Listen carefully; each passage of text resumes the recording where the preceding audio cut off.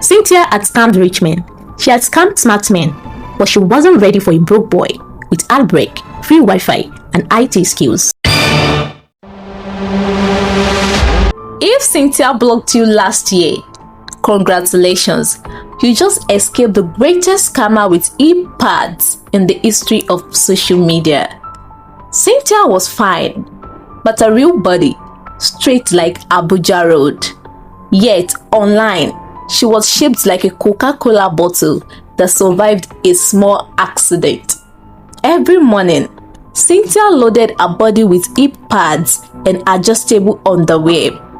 Then she took pictures, edited them, and posted. Yet, she sold Sin's coffee syrup, a syrup that she claimed gave her her body, the body she actually bought in Balogun Market. People believed her because she had paid influencers with natural bodies to testify. And those who complained, their accounts mysteriously got mass reported and taken down. But Lovett, her neighbor, watched everything. She didn't believe the hype for a second. Meanwhile, Cynthia had a private page where she sold heavily edited fake videos. Nothing explicit, but suggestive enough to make men lose brain function. The men rushed, they paid, and Cynthia sent the same recycled, filtered photos and videos to all of them. She would even tell some that she would come to see them, and when they said money, she blocks them. This was a normal life, daily scam, daily blocking, until the day she met a man who would not remain blocked. Cynthia had scammed rich men. She had scammed smart men, but she wasn't ready for a broke boy with heartbreak, free Wi-Fi, and IT skills. Collins was nobody, just a quiet student who lived in a small hostel room he shared with his roommate. He only wanted one thing: to bag Cynthia, the girl he had secretly admired and loved for years. When Cynthia started replying his DMs, he felt chosen and special. He checked his phone every minute, smiling at every notification, praying it was her. 2 days into their chatting, she told him she needed money for a wig to shoot a brand content. He borrowed money from his friends, sold his laptop, even used part of the school fees, and sent her everything. Cynthia said, "Thanks, babe," and blocked him. Business as usual for Cynthia. That night, Collins didn't sleep. He couldn't believe it.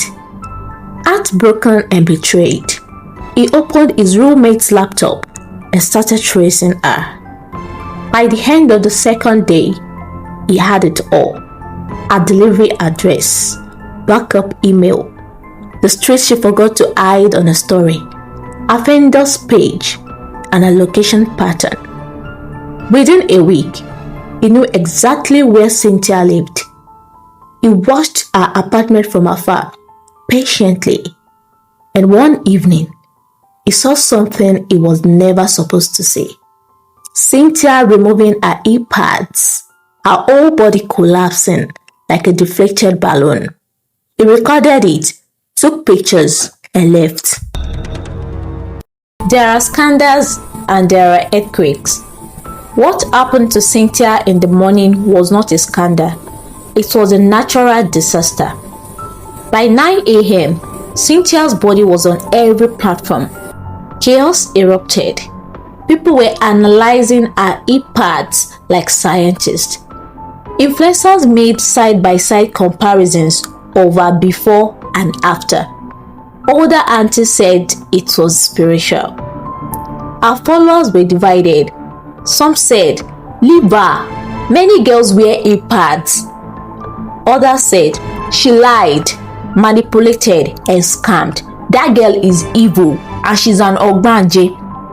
The men who fell for her fake videos couldn't believe their eyes. Girls who bought her syrups cried, Some demanded refunds. Some even went live to expose her. Brands removed the pictures quietly. Followers dropped fast. But the most painful part, our enemies didn't just drag her, they celebrated. People she never met created spaces titled The Rise and Fall of E-Pad Cynthia. Cynthia locked herself in her room. No editing app, no filter. She cried until her eyes became red and swollen. And then, in the middle of her tears, she made a decision that shocked even the walls of her room. Some people take loans to open businesses. Some take loans to survive. But Cynthia took a loan to rebuild her body so she could rebuild her lie. In the middle of a breakdown, when the whole world suddenly felt louder, Cynthia wiped her face and said to herself, I cannot go down like this. I must get the real body. So she took a loan so big it made her hands shake when signing. She traveled, got the surgery, and came back with hips that could cause traffic accidents. Her followers returned, brands returned, men returned, and she launched something new. A digital ebook titled Building the Body You Can't Afford Yet. Some people called it nonsense and insulted her, but the sales moved like pure magic. Within days, the book spread through group chats and girl circles. Even the people calling it nonsense were reading it quietly at night. Our followers screamed, this is the biggest comeback of the year. But deep inside her body, something wasn't right. Her body started rejecting the surgery. Her hips swelled like they were angry. Her left leg went numb sometimes. She couldn't sit for long. Walking became a punishment. But Cynthia ate the pain. She ate everything and continued promoting her ebook online. When her body finally decided it was tired, even her confidence couldn't hold her up anymore. Nothing she depended on could save her. Cynthia was filming content when it happened. Her muscles seized. Her left hip stiffened. She gasped, falling to the floor. Her body trembling uncontrollably. Pain radiated through every curve. Each movement a struggle. But before things got this bad, she had already made a desperate call to her doctor. She sent him photos, videos, and everything. The doctor's calm, measured tone told her it was part of the process and that she should calm down. Yet, beneath that calmness lingered the fear she dreaded. If the pain continued, she might have to remove the surgery. As she ended the call, a sharp scream tore from her throat, pain echoing through the room. Lovett, her neighbor, who had always suspected her, rushed in. And there was Cynthia, swollen, shaking, and unable to move properly. Lovett's eyes widened in fear and shock, taking in the sight of her neighbor's crumpled form. And just as the room felt frozen in panic, Cynthia's phone beeped. A notification from Tails Bank flashed. Her loan was due in 24 hours. If you think you've seen emotional videos online, wait until you hear how Cynthia came back. As Cynthia trembled and cried in her room, Lovett stayed by her side. Swollen, scared, and overwhelmed, she confessed everything to Lovett. She admitted how she faked her body, scammed her followers to buy fake coffee syrups, and how she scammed different men and took the massive loan. Lovett listened silently, absorbing the fragility and desperation of the girl she had always observed from afar. After letting it all out, Cynthia steadied her breathing and made a decision to go live and confess. And when she clicked live, the internet entered like bees. Cynthia confessed from beginning to the end, the lies, the depths, and the pain she was in right now. No excuses, No defending herself, just one line. I don't want to die, and I don't want to pretend anymore. She dropped the GoFundMe, not for lifestyle, but for medical help. The internet exploded. Some dragged her, and some praised her.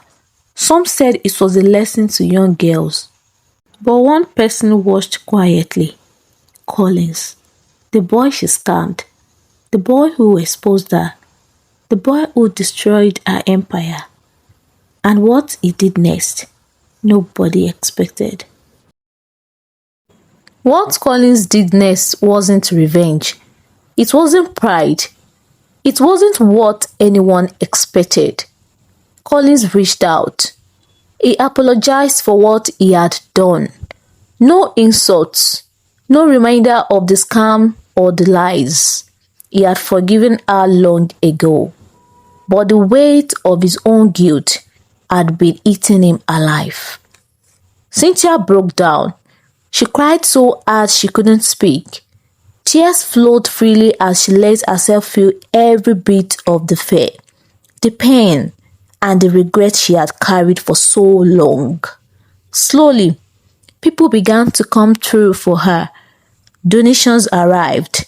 Friends, family, even strangers offered help. Doctors monitored her condition carefully, guided her through recovery, and supported her as her body slowly began to heal. Her mind, once restless and anxious, started to find calm. During quiet moments in her hospital room, Cynthia reflected on everything she had done, everything she had pretended to be.